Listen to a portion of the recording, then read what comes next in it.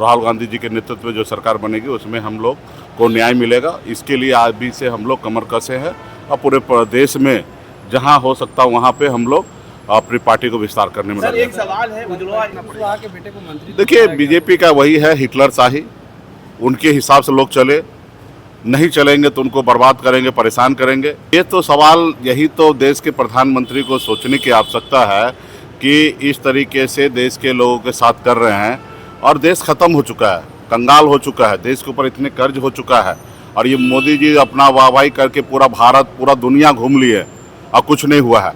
और अभी भी आप देखिए किस तरीके से देश में संकट है कि अपने राज्य में कितना समस्या है। लालू प्रसाद यादव जी ने क्या नहीं किया बिहार के लिए, गरीब पिछड़ा दलित के लिए, उनको ज़मीन पर से उठा के कुर्सी पर बैठाने का काम किया। आज बताइए, इतना उम्र हो चुका है, क्या बिहार के पास पुलिस का कमी है क्या? यह निश्चित तौर पे देश में जहां पानी है वहां मछुआरा है। और आप सब जान रहे हैं कि पिछले 10-12 सालों से लगातार निषाद समाज के हक अधिकार के लिए हम लोग लड़ाई लड़ रहे हैं, आरक्षण की लड़ाई लड़ रहे हैं। और मेरा मानना है कि जब तक हमारे पास दिल्ली में पावर नहीं होगा तब तक ये लड़ाई अंजाम तक नहीं पहुंचेगा। तो इसलिए आज उत्तर प्रदेश, बिहार, झारखंड के बाद कर्नाटक में हमने पार्टी को लॉन्च किया। वहाँ पे भी 12 से 13% निषाद समुदाय है, गंगा पुत्र कहलाते हैं।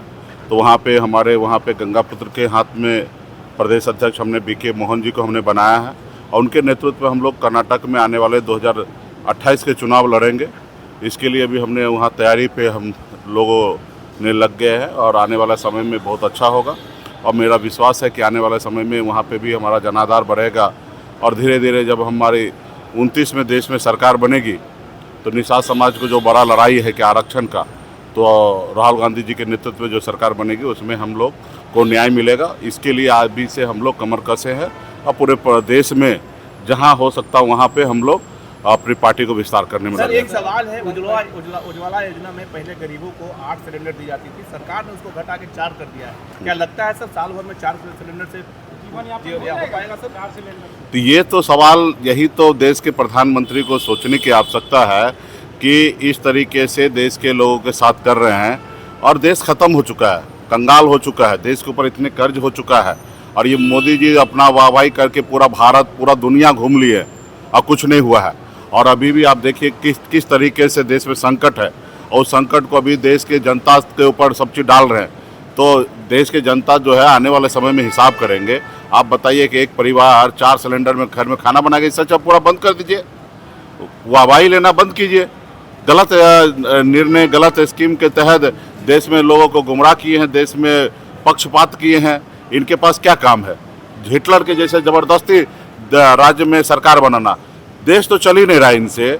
और अलग अलग राज्य में आप देखिए किस तरीके से काम कर रहा है। देखिए, चुनाव जो होता है वो जनता के लिए होता है, ना ही कि कोई नेता के लिए होता है। लोकतंत्र में जनता को मालिक बनाया गया है। जब जनता निर्णय ले रहा है कि हमें किनको चुनाव देना है, वोट देना है, और आपके पास क्या ऐसा अधिकार बनता है कि किसी को विधायक को खरीद लीजिएगा, किसी को सांसद को खरीद लीजिएगा? आप बताइए, ये ऐसा देश चलेगा क्या? या ऐसा अगर खरीद के और ज़बरदस्ती सरकार चलाने का होगा तो कोई भी दूसरे बाहरी देश के लोग आके भारत में सांसद को खरीद लेगा, विधायक को खरीद लेगा और अपना सरकार बना लेगा। तो आज देखिए, उनको सरकार नहीं चल रहा। बंगाल में क्या किया? सेना को उतार के वहाँ पे ज़बरदस्ती सरकार बना लिया। बिहार में क्या हुआ? बिहार के खजाना में से 40,000 करोड़ रुपया बांट के 10,000 रुपया देकर और घोषणा की कि 2 लाख रुपया देंगे। 2 लाख का कोई अता पता नहीं है। यहाँ पे ज़बरदस्ती सरकार चला रहा है। कल आपने देखा कि किस तरीके से बंगाल के सांसद को तोड़ लिया गया। तो ये देश में है ना, ये पार्टी नहीं चला रहा है, ये ज़बरदस्ती गुंडागर्दी कर रहे हैं। और आने वाला समय में देश की जनता देख रहा है, इनको आने वाला समय में विदाई करना बहुत ज़्यादा ज़रूरी है। देश के ऊपर इतना कर्ज हो चुका है, देश के बेरोजगार युवा जो है रोड पे भटक रहा है, देश के युवा को कॉकरोच बोला जा रहा है। तो ये आने वाले समय में ये भी इसका हो गया है। अब देश को जैसे तैसे ये कोशिश कर रहा है बचाने का। आप देखें कि किस तरीके से 1.5 लाख करोड़ रुपया का सोना RBI के द्वारा बेचवा दिया गया है। अब देखिए, जब हमारे घर में सोना जो होता है, हमारे घर पे इमरजेंसी जब होता है, हमारे पास बहुत बड़ा मुसीबत जब आता है, तब हम सोना बेचते। तो इसका मतलब ये तो स्पष्ट हो चुका है कि देश के ऊपर मुसीबत है और सोना बिक रहा है। अब मुसीबत लाया किसने? मोदी जी ने लाया। आप बताइए कि देश में इस तरीके से हमारा देश का सोना बिक रहा है, तो मुसीबत मोदी जी लाए। उपेंद्र कुशवाहा को जिस तरह से सर लॉलीपॉप देके उनके बेटे को मंत्री बनाया गया और MLC पद के लिए नहीं उनको लिया, क्या लगता है सर आगे तो वो मंत्री पद से इस्तीफा देना पड़ेगा? देखिए, बीजेपी का वही है हिटलर शाही, उनके हिसाब से लोग चले, नहीं चलेंगे तो उनको बर्बाद करेंगे, परेशान करेंगे। उनको भी ऑफर दिया गया कि अपनी पार्टी को मर्ज कर लीजिए, वो पार्टी मर्ज नहीं किए, अपने समाज के अधिकार के लिए बात कर रहे हैं, तो आज उनका एमएलसी नहीं दिए। उसी तरीके से एक समय था, हमारे साथ भी बहुत प्रेशर था कि आप पार्टी विलय कीजिए, हमने नहीं किया तो हमारे विधायक को उन्होंने अपने पाला में रख लिया, खरीद लिया, हमको सरकार से बाहर कर दिया, जो सरकार हमने बनाया। आज भी उनके पास भले 4 विधायक है, लेकिन 3 विधायक को बीजेपी ने अपने पाला में करके रखा है और उनको डरा धमका के मजबूर करके चाह रहे हैं कि कुशवाहा जी पार्टी मर्ज कर ले। लेकिन मैं कुशवाहा जी को धन्यवाद देता हूं कि ऐसे समय में डट के आप उनसे लड़ रहे हैं। मैं कुशवाहा जी को समर्थन करता हूं कि आने वाला समय में इसी तरीके से लड़िए। तेजस्वी यादव जी को जिस तरह से परिवार लालू प्रसाद यादव को सुरक्षा में कमी गई, उन्होंने सारा सुरक्षा को वापस कर दिया उन लोगों ने। देखिए, अपने राज्य में कितना समस्या है। लालू प्रसाद यादव जी ने क्या नहीं किया बिहार के लिए, गरीब पिछड़ा दलित के लिए उनको जमीन पर से उठा के कुर्सी पर बैठाने का काम किया। आज बताइए, इतना उम्र हो चुका है, क्या बिहार के पास पुलिस का कमी है? क्या उनका सुरक्षा वापस कर लेना बिहार का समस्या दूर हो जाएगा? हाँ, तो ऐसे जगह पे जो राज्य में जो उनको काम करना चाहिए वो काम नहीं करके, जो चीज़ नहीं करना है, घर खाली कराना। बताइए, 2 बार परिवार से 2 मुख्यमंत्री रह चुके हैं और उनके घर खाली कराना। भाई, सिस्टम है, सरकारी बंगला मिलना ही है।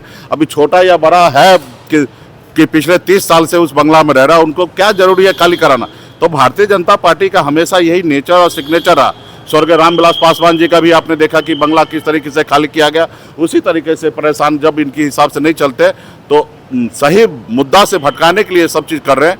अब बताइए, बिहार का किसका भला होगा?